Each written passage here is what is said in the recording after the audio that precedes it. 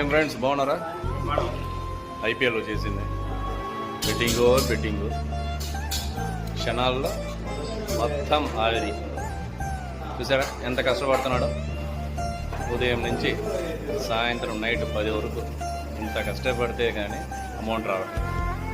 Just ఒక 2 minutes 3 minutes 1000 రూపాయలు పెట్టా, 5000 పెట్టా, 10,000 పెట్టా. ఎంత వచ్చిందంటే ఒక్క వచ్చింది.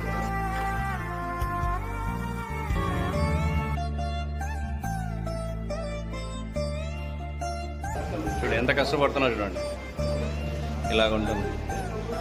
సో పేరెంట్స్ పడే కష్టం ఇలా ఉంటుంది. ప్లీజ్ ఫ్రెండ్స్ కొద్దిగా అర్థం చేసుకోండి.